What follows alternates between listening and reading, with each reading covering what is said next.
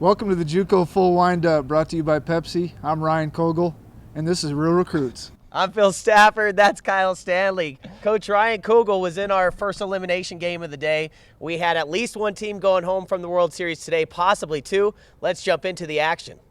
It was the Reavers who bounced Yavapai from the World Series just 1 year ago, and before his illustrious career at Iowa Western, Mark Reardon's JUCO coaching career began as an assistant at Yavapai in 2000. As we've come to expect from the Rough Riders, they were extremely loose heading into this matchup. You feeling the turtley for the Turtle Club? Feels like there's a little person on my head. Oh, I see. Let's see his mechanics.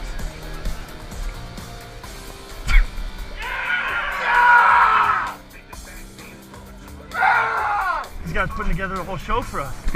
Hope your day is as special as you are. Love turtles. That's what I'm talking about. Why they call us Death Row. When we in, the game's over. You got that right, buddy. Get out of my face. Hey, Zeus, you got enough water in that hair, buddy? Oh, no, not enough. Got some more water? Let's go. Got some more water in there? Following his impressive performance on Wednesday, Nate Easley knew what to expect coming from the Reavers. I had talked to our pitching coach about it today, about what they're going to do. Like, how would you follow up on a kid who had a good day before, and how would you attack them? And he told me that they're going to come fastballs up.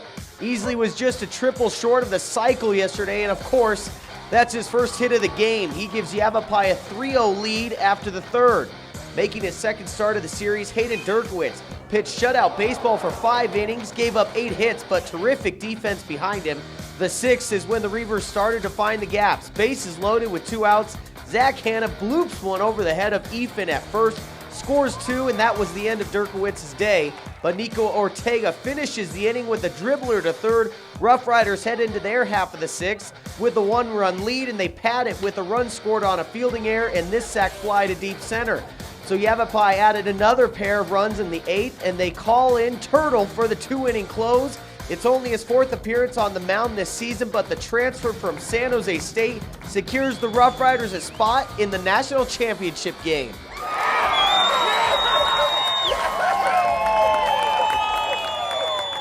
We have a really good rhythm about the game right now. Offense, defense, everything. We're just feeling very confident at the plate, very confident on the mound.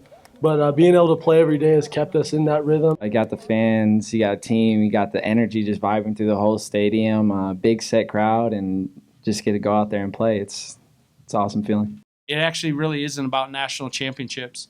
This is over in 1 week, and they got the rest of their life. How in the heck did I help them for the rest of their lives? Not just 1 weekend, not 1 week. So that's what it's about for me.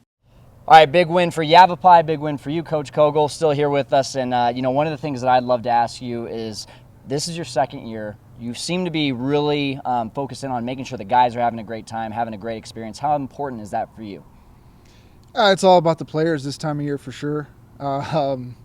Maybe the coaches get the interviews and get a little bit of credit in August, September, and October, but this time of year, all the players should be behind the camera. But I tell you that our players do a tremendous job of handling all that fun and excitement. It's not a distraction off the field for them.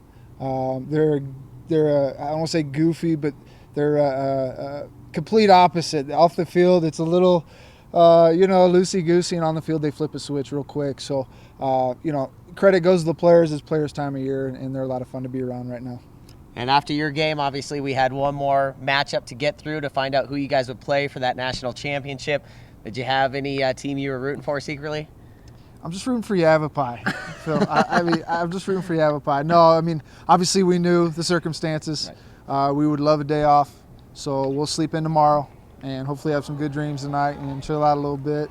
We'll get a little session in tomorrow, a little BP session, and just kind of chill out, hang out, probably come to the game. But it'll be fun to watch tomorrow.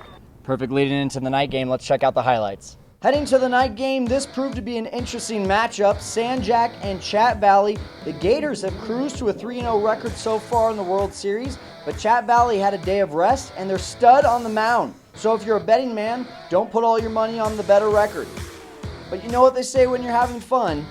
Okay, let's get to the game. After a scoreless first inning, the fireworks hit.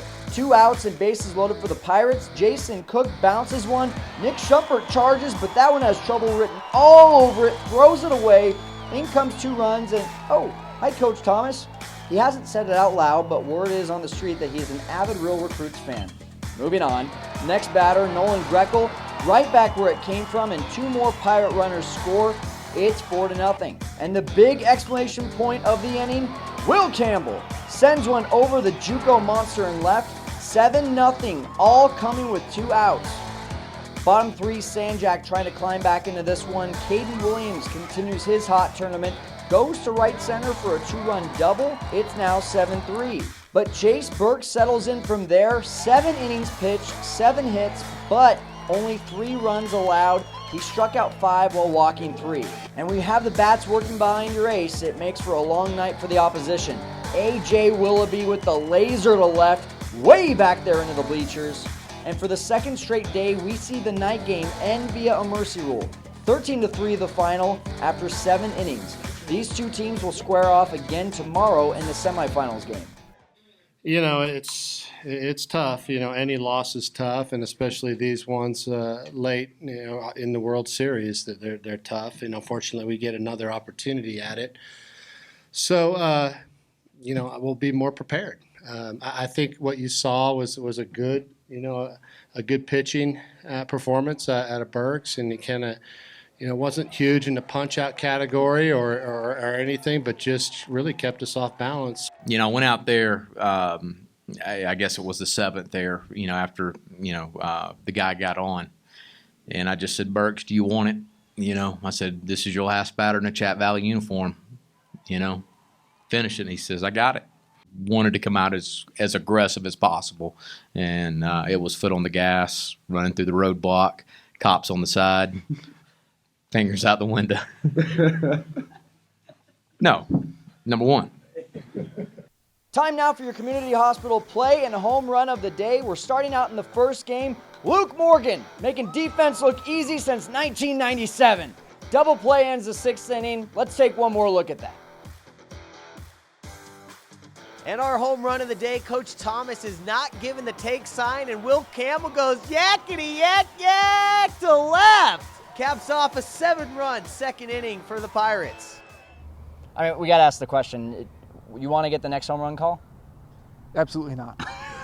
That's Phil's job. He's got it all the way. I had to ask. Yeah, of course. Well, Yavapai gets the day off on Friday. They'll be playing in the national championship game on Saturday. They don't yet know who they'll be playing, but we'll find that out tomorrow as Chattahoochee Valley takes on Sanjak. Make sure you stay tuned to JUCOGJ.org for all of the great action. And Coach, any last words before we sign off on the full windup?